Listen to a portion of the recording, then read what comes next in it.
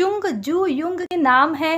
देश की दूसरी और दुनिया की तीसरी सबसे ज्यादा कार बेचने वाली कंपनी हुंडई के संस्थापक की ये कहानी है एक ऐसे शख्स की जिसने बगावत की, अपनी सोच के लिए घर ही नहीं दुनिया से लड़ा, धैर्य, अनुशासन और जुनून के साथ अरबों डॉलर की एक कंपनी खड़ी कर डाली।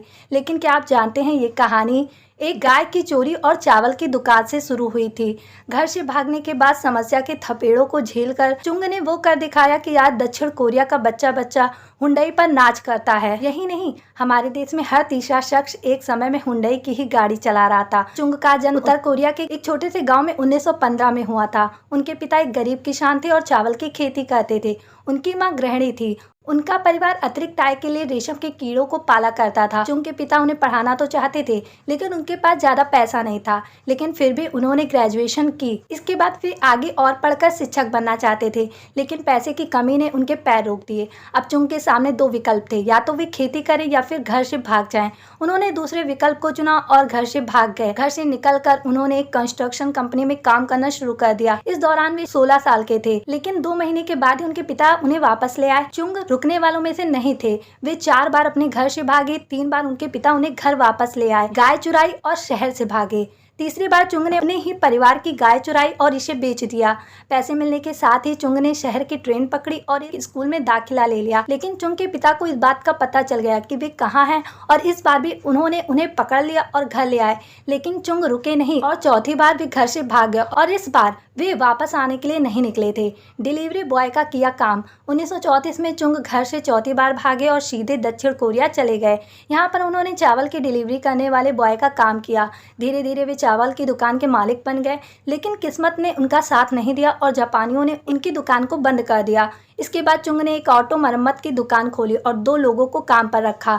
ये काम अच्छा चला और 3 साल में ही चुंग के पास 70 कर्मचारी हो गए। 1943 में सरकार ने एक बार फिर उनके कारोबार को बंद कर दिया। अब बनी हुंडई। जैसे घर से भागने से चुंग को रोका नहीं जा सकता था, वैसे ही एक बड़ा सपना पूरा करने से भी उन्हें कोई नहीं रोक सकता था। यहीं से शुरू होती है हुंडई की कहानी।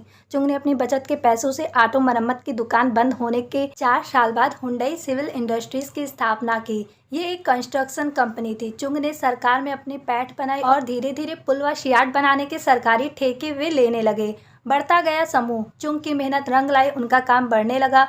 वे बांध, हाईवे और परमाणु ऊर्जा संयंत्रों का निर्माण करने लगे। इस दौरान चुंग को ऑटो सेक्टर में संभावनाएं दिखी और उन्होंने कार के डिजाइन पर काम करना शुरू किया। वे मध्यम वर्ग के लिए कार का निर्माण करना चाहते थे और उन्होंने ऐसा किया भी। 8 साल की मेहनत के बाद हुंडई ने अपनी पहली कार को एक्सपोर्ट किया। ये कार थी हुंडई पॉनी, जो दक्षिण कोरिया के लिए आज भी गर्व का विषय माना जाता है। और तेजी से बढ़ा कारोबार। चुंग का ऑटोमोबाइल डिवीजन इतनी तेजी से बढ़ा कि उनके ग्रुप के बाकी काम फीके पड़ गए। एक के बाद एक कारों का निर्माण और साथ ही दुनिया भर में हुंडई की कारों को पसंद किया जाने लगा। इसके साथ ही हुंडई ने जापान की सबसे बड़ी कार निर्माण कंपनी सुजुकी को सीधी टक्कर देना शुरू कर दिया। बाद में हुंडई ने लग्जरी कारों के निर्माण में भी कदम रखा और उसमें भी सफलता पाई। आज हुंडई दुनिया भर में घर घर की कार के तौर पर फेमस है। इसकी कार अपनी टेक्नोलॉजी और कंफर्ट के लिए जानी जाती हैं।